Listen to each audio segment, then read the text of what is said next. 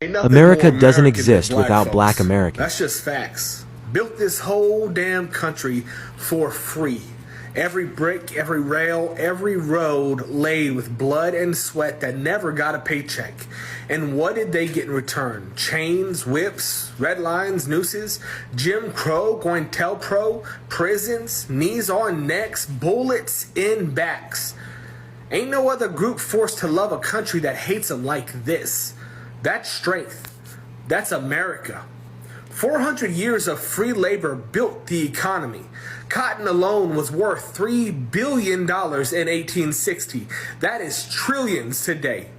Wall Street, founded on slave trade. The White House, built by enslaved hands. Every dollar ever printed got black labor backed into it. But tell a racist that and they act like it's a history opinion. They fought in every war. Crispus Attucks bled first for this country in 1770. Black soldiers saved America in the Civil War. Hell, World War II fought Hitler while getting lynched at home. Vietnam drafted in disproportionate numbers. The thanks they got? GI Bills blocked, housing loans denied, neighborhoods flooded with heroin by their own government. Look it up. And you still got racists yelling, "Go back to Africa," like they ain't the original stolen property. Malcolm X said it best. We didn't land on Plymouth Rock. The rock landed on us. Ain't that the truth? Black folks got every right to hate this place, but they stay. They fight. They create. They revolutionize. America wouldn't exist without them. And it damn sure would collapse. So I just watched the show Them on Amazon Prime. Very traumatizing and triggering show. I literally cried for 2 hours after the Cat in the Bag episode. I'm still fucked up about that shit. A show that all YT people should watch, since they like to pretend that, you know, racism doesn't exist and things just happened so long ago, even though they're happening right now. And it just made me think about how, you know, you have people getting lip injections and tanning their skin to the point they look like alligators, and they have leather skin and they look like a freaking belt. Even though, you know, when you have a lack of melanin, every time you tan your skin in UV rays, you're causing yourself skin cancer because you don't have melanin. And how they go and get these perms and they're blackfishing, and how all of our culture, clothing, music, food, if you even go on social media, everything is revolved around black culture. And then you take it even further back to Europe, when the Europeans didn't wash their ass. They were eating rats. They didn't even know how to grow any food. Like, they didn't know how to do shit. Also, us cave dwellers would not even exist if it wasn't for black people, because they were the first people on Earth. Like, YT people wouldn't even be here right now if it wasn't for black people. Because of the bubonic plague, because they didn't know how to feed themselves, they didn't know how to wash themselves, they were living in caves. Like, black people literally taught them agriculture, literally taught them how to bathe, literally taught them how to fucking survive, taught them everything. And again, we wouldn't even exist if it wasn't for black people. Like, our great granddaddies and grandmamas once upon a time were black because they were the original human. So we come from black people. They created us. They're dominant, so we obviously wouldn't be genetically superior. Obviously, when even rock and roll and Elvis, and we found out Beethoven was black, but all of the music has been stolen from black people, all of the art, all of the inventions. They're strong, they're athletic. That's why, you know, these YT team owners love to exploit black athletes and make their money. And young talent, the dancing, obviously, the music, the talent, the dancing, the strength. Back in the day, they didn't know where to find water or how to grow food, so they exploited black people's greatness. For generations, millions of Americans believed in simple promises. They believed in hard work, they believed in following the rules, they believed in trusting the system, and eventually, everything will work out. Now, for many white Americans, that promise was not just a political idea. It was a way of life for the white Americans. And it was a belief that American institutions will protect their race or their families. A belief that fairness will ultimately prevail. And a belief that system was fundamentally working for them and on their behalf. But today, tables are turning. That confidence is crumbling, and they realize that they can't survive without the FBS. And many white Americans are today experiencing economic hardship, political frustration, and growing uncertainty about the future without the FBS. Imagine America without the black Americans. What do you think? What would the world look like without black people? Whoa. That's a hard question. Oh, wow. How black people? Well, first of all, I wouldn't be here. I mean, we wouldn't have a president. It would look all white. The world would look like Hollywood, I think. Be kind of bland, kind of vanilla. Music, as we know it, would not exist. I don't know what my soul would be like without Brian McKnight. There would be no hip hop. Oh crap. That would suck. That would suck a lot because I love hip hop. Will it be still called America? Will it still be called the land of opportunities? Will we still have the American dream? Please talk to me in the comment section. What do you think? America without the black Americans. How will it be called? Will it still have the name of the land of opportunities? A dream for every African or for every person? And that's what the white Americans have realized. And as they search for answers, some are beginning to revisit voices that they once ignored. Voices that spent decades warning about inequality, warning about concentrated power, warning about systems that often failed ordinary people. And those voices frequently came from the black Americans, and they have just gone silent just overnight. No one is protesting, no one is advising the government, no one is correcting the government, no one is seeing mistakes. They are all quiet, silent, just like a small baby. And I like it. So today, we are exploring why some people are taking a fresh look at lessons that were shared long ago, and why those conversations feel more relevant than ever before. So please do this. Watch me some clips here, and I believe that you're going to enjoy them before I give my commentary. White people in America can live without black.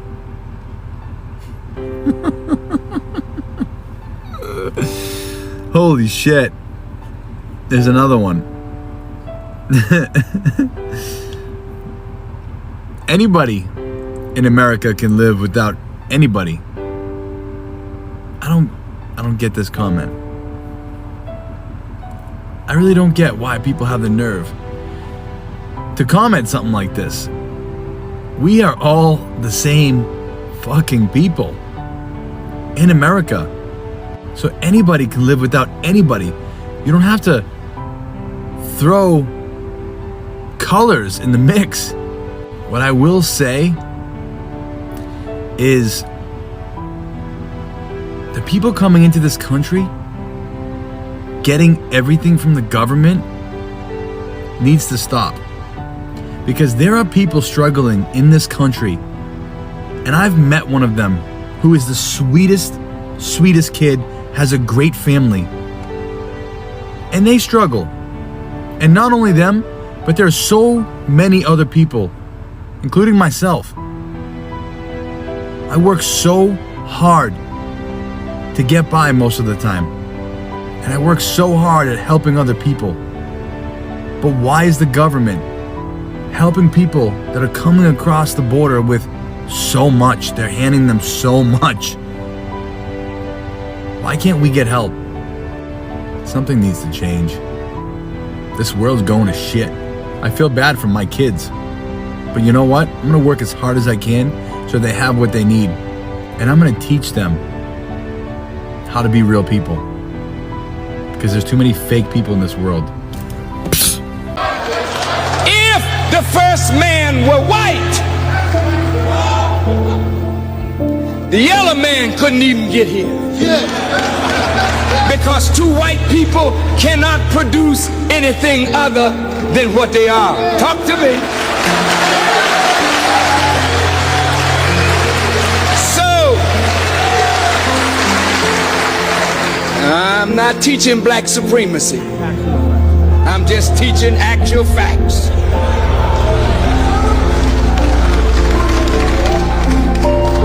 White people, listen to me good now. You can't produce us. It's a mathematical, genetic impossibility. So if you were the first, we couldn't have got here. So, the black man has in himself the whole range of color, because black is not a color. It is the essence from which all color comes.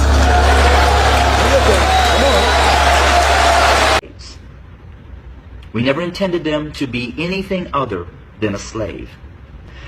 But they began to grow in number and in power, and eventually they fought their way to some freedom. So we became even more cruel, and to keep our black Americans down, we lynched. But yet they rose.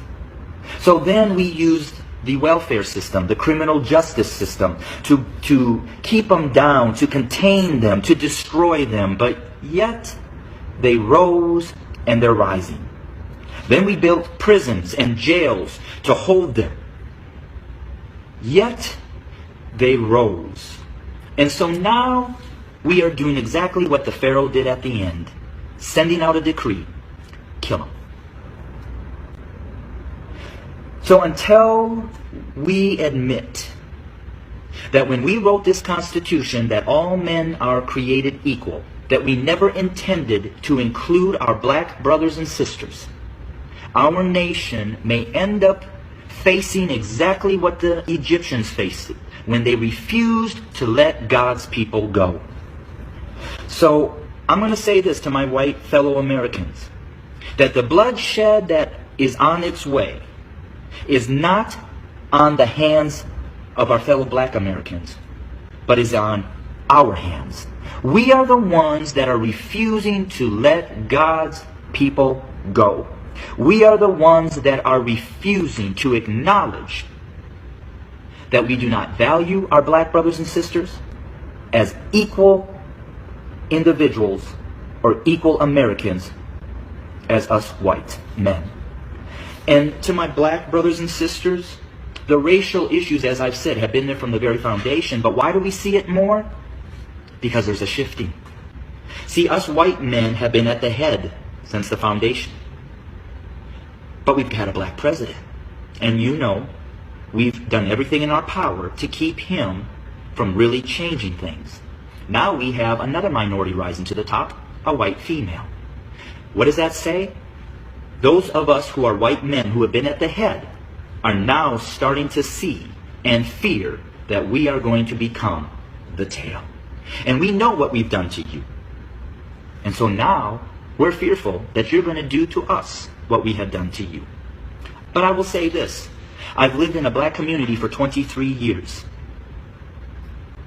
I've never been treated the way that this country has treated my black Americans. So I call out my white Americans to say we better heed, repent, acknowledge, and change. Because if we don't, I just want to again say this. I heard an African guy say that black Americans have no culture. To say that is to say that America has no culture. There's no such thing as American culture. Anything you consider American culture, the foundation came from black people. Whether it's the music, the slang, food, fashion, sports, resilience. Hell, if you think America is racist, you can't have racism without black people. So anything you consider American culture is black American culture, period. Think I'm lying? Imagine America without the influence of black Americans. What are you left with? Yeah. Hell, imagine TikTok without the influence of Black Americans. Yeah. American culture is Black American culture. Period. And I stand on. I'm gonna dumb it down. The U.S. has a population of 330 million people, right? 55% of that is white. So that means there's 181 million white people and 42 million black people because we're only 13%. If 50% of black people are committing crimes, that would mean there would be 21 million black criminals. And if 30% of white people are committing crimes, that would mean there would be 54 million white people. So the number is higher. There would be more white criminals than there could ever be black criminals. Even if 100% of black people were committing crimes, it would only equal 42 million black people to your 54 million white criminals. I don't know what's not making sense. The number is still higher. There's a higher number of white criminals than there could ever be a number of black criminals. There's no boycott, economic blackout, or strike that's ever gonna work without the black community showing up. We are the number one consumers in this country. We are the majority holders of the jobs that run this place. Part of our oppression is keeping us in these diabolical low-waged positions. A part of our oppression is keeping us in these jobs that are going to be taxed the highest rates. And unless Black Americans join in, there's no way we will ever get any movement to work. Black America, I am calling out to you because I know without you, we won't win this battle. A revolution will never happen without Black Americans joining in. And everything that is going on right now is detrimental to our community. I know you've heard about the People's Sick Day. I know you've seen it come across your FYP. So why haven't you joined us yet? You know this won't work without you. And if we don't do this, our children will suffer the worst fate of this in the end. These jobs we hate, they'll hate them more. These loans we can't get, they'll get less of. These schools they underfund will be more underfunded. Without our efforts, there's no way we will fix this, and our children will suffer the consequences of it. Black people would die without white people. And quite frankly, they're our only allies that we have in this world. Africans sure as hell don't like us. And quite frankly, they're the ones that sold us into slavery. And if you really think about it, we don't produce anything, we don't own anything, and we damn sure do not know how to live off the land. And with all the dysfunction that is coming out of our communities, I don't think people will want to help us. We as a community need to change our worldview, and we have to be accountable for the things that is happening within our community and actually come together and do something about it. This toxic relationship that we have with white people and this built up anger that we have against them, it needs to come to an end. I'm telling you guys, the people at the top is loving this. As we stay distracted, they destroy our country. True Americans do not care about race. And if you are a person that cares about race, then you are a part of the problem. We live in the greatest country in the world, and there's people out there that would die to be in our positions. And there's people out there that do die to try to get here. Basically, what I'm trying to say is, united we stand and divided we fall. White people ultimately don't need other races in order to succeed, in order to be ourselves. Absolutely not. So how do you think America became the greatest economic nation without... Not through black people. Oh, it wasn't? It wasn't because of free labor? Are you talking about slavery? No, I'm talking about slavery and also what happened after slavery, which Douglas Blackmun talked about, slavery by another name. So I'm trying to understand, when you say didn't need it, how do you think America became the greatest economy that it did? How do you think that happened? Through the genius of Europeans. How was the genius of Europeans when the fact of the matter is it was actually King Cotton that supplied the economic means for America to do so? And that was a result of free labor from black people. Look, the whole point here is that who creates these systems? Who creates these business models and businesses? Slavery was a business model? Well, yes, it was a business model. I asked you again, okay? You said we don't need anybody else. No. But the reality is, American history proves you wrong. The fact of the matter is, there is no great America. You can't sit here and talk about that greatness without other people. Now, for much of modern American history, many people believed institutions will eventually do the right thing because they trusted corporations, they trusted their government, They trusted financial systems. They trusted that hard work would be awarded. And for some families, that belief seemed justified. Jobs were stable. Homes were affordable to them. Retirement felt like achievable. The future looked predictable. But over time, cracks are starting to appear. We see factories closing, farmers losing their lands, communities declining, cost of living is rising, and more people are losing their jobs. Now, people start to ask many questions. Questions about who the system actually serves. Questions about who benefits from the system. Questions about who gets left behind and who gets lifted up. Because for generations, many black leaders, activists, scholars, and community voices raised concerns about inequality and power. They spoke about barriers to opportunity. They spoke about economic exclusion. They spoke about unequal treatment to all Americans and about dangers of placing blind faith in those institutions. So those conversations were often viewed through a narrow lens. And some people assumed these were only issues affecting one community, while others dismissed the warning entirely. But over time, the broader economic pressure have led to more Americans to engage with those ideas that were given to them by the silent majority. Not necessarily because their experience are identical, but because they are beginning to recognize certain pattern in the system.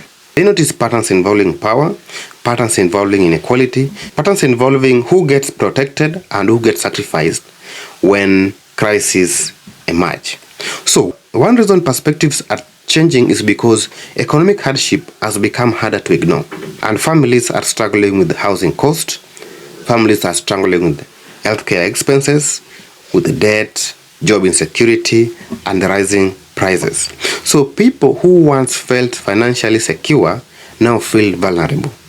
And when stability disappears, people often start questioning assumptions they once accepted without hesitations. So conversations about inequality don't seem so distant anymore.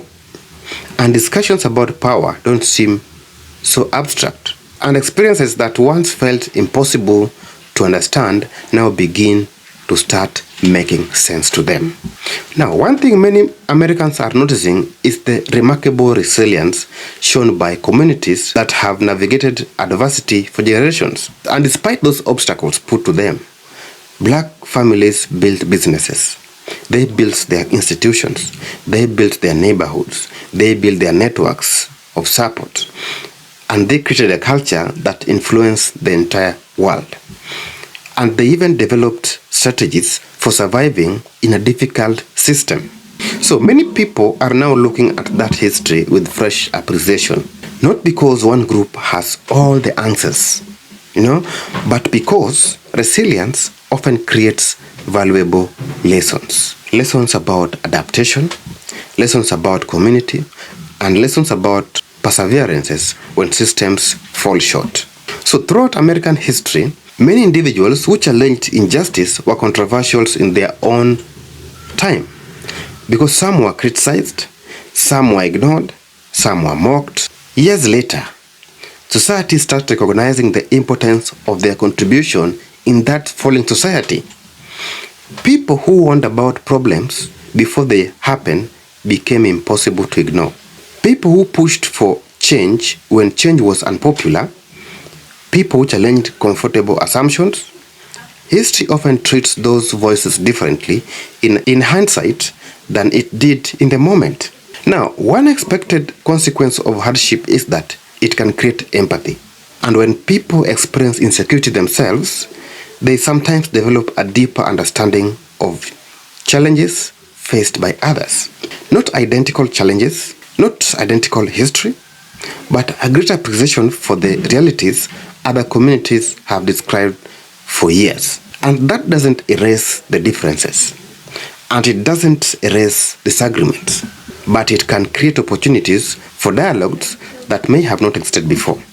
Now, perhaps the biggest lesson is not about race alone. It is about listening. It's about paying attention to people whose experiences differ from your own.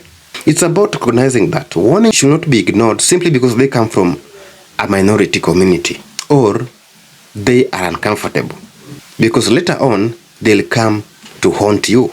Every society contains voices raising concerns before the broader public notices. So America is going through a period of reflection today, and many people are questioning those old assumptions.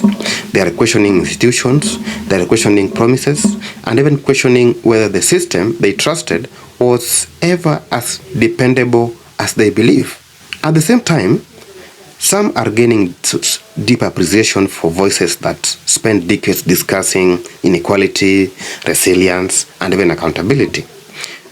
Voices that were often overlooked, voices that kept speaking even when few wants to listen. Because sometimes the most important lessons don't come from those who are always comfortable. Sometimes they come from those who learned how to endure when comfort disappears. And that realization is changing how America views the past today, and perhaps the future as well. So guys, what do you think? Talk to me in the comment section, and of course if you love this discussion, subscribe, like, and share.